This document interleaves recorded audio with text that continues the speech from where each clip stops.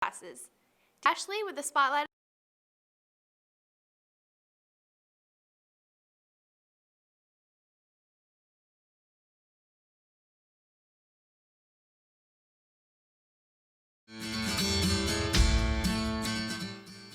Hello, Chipola, and welcome back to Chipola College TV. I'm Ashley Lytle, and we're here to bring you the latest and greatest here at Chipola College. Now over to Haley with our academic news. December 7th through 10th, Chipola will continue registration for all spring term classes. December 8th is the last day for all academic courses. Now over to Ashley with the spotlight of the week. Hey Chipola, we're here today with Kylie Justice from the Brain Bowl team, and he's going to tell us a little bit today about what Brain Bowl is, kind of being a part of the science program and all that good stuff. So tell us kind of what is Brain Bowl? So basically it's schools go against each other in like competitive question answering. So like let's say like the answer was a question about like, I don't know, something about history. It would like have a whole bunch of clues about history, like several sentences before it gets to like the actual question, and you have to figure out what the answer is beforehand, or try to at the very least before the other team gets it and buzzes in.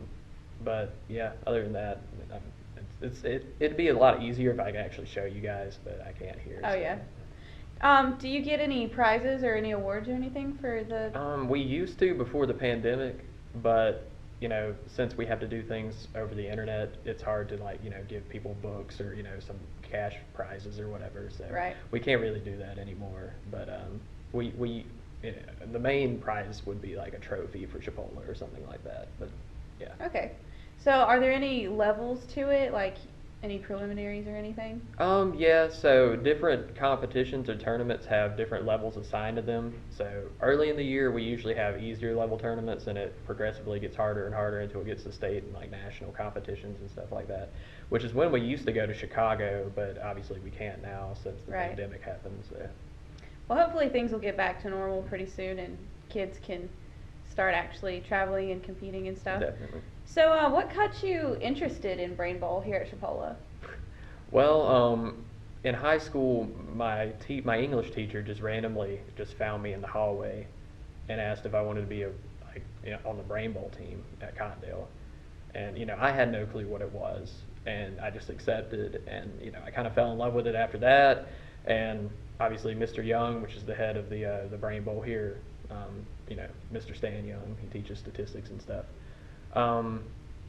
He noticed that I was pretty good when we had competitions here at Chipola for high school, so then, you know, I just kind of started coming to practices here when I was in high school, and that's pretty much how it progressed. So. Okay.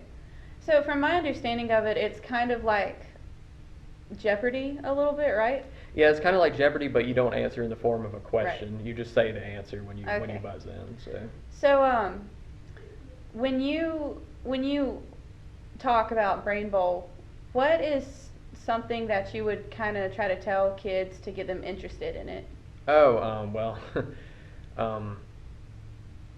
really, if you just want to show off how much you know, I guess, it's all about ego. But but really, it's a fun experience. You get to travel, meet a lot of new people, and go to places like Orlando and Chicago and Atlanta sometimes for national tournaments, and really, it's just a lot of fun. So getting back to the Jeopardy aspect of it, are the questions very random, like the categories very random? Like They're Jeopardy? very like you can be asked anything. Like there's not necessarily one thing you have to study. Like there's some commonalities. Like a lot of literature comes up, but it's not always going to be literature. It can be science. It can be pop culture. I remember getting a question about Zootopia one time when I won my county competition in high school. And yeah, it can just come out of the blue for anything. Okay. So you don't have to necessarily be a science major to be part of the No, Brain you Bowl can team. you can just love pop culture, and you can be, you know, a pretty good player if you really wanted to. If you wanted to like solely focus on pop culture. Obviously, like pop culture doesn't come up as much as like literature or science or something like that, but Right. it does come up quite a bit. So. Okay. Well, that's pretty cool, especially if kids, you know, there's a lot of times people think that if you're so deep into academics that you don't really get the experience of being able to keep in touch with pop culture. Mhm. So it's a pretty good wide array of things. So are there any tips that you can give anybody who's interested in Brain Bowl for studying? Right. So there's this website called QuizDB, and what it allows you to do is read questions like just from random packets in the past, and you can see what comes, like what phrases or words come up for different answers on stuff. Like, for instance, like the musician Scott Joplin, a lot his work, The Entertainer, comes up a lot for him. So if you hear it in the question, you might be able to get it earlier than most people. But, Okay. Yeah. Really, you don't have to know a whole bunch to get into Brain Bowl. You just have to learn commonalities in questions to be able to get it pretty fast. Right, and good studying Mhm. skills. So from my understanding, there is a Team A and Team B. Hmm. So you guys kind of practice with each other? Yeah, we practice with each other, but when we go into competitions, we play separately, obviously. So it's Right. 4-person to a team. This past competition, it's called the Delta Berg, which was originally hosted by Valencia College in Orlando, but you know we had to stay at our school and a whole mess over the internet. But I forgot where I was going with that. Right. So you were letting me know about them zooming, and that kind of brings me to earlier we were talking about how things have changed with the pandemic. Mhm.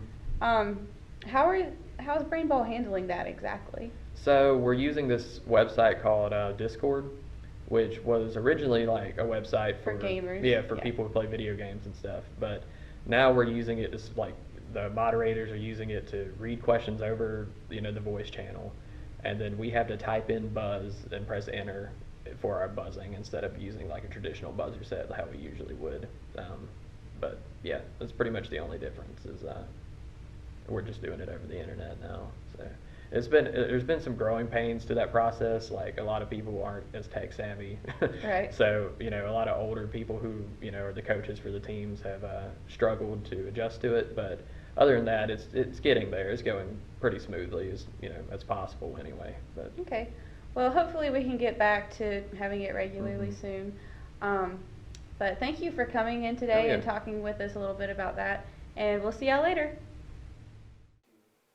Now for our word of the week. Our word of the week is noctiphony, which means the appearance of something that only occurs at night. Thanks for tuning in this week. Don't forget to like, share, and subscribe. We'll see you next week. Stay classy, Chipola.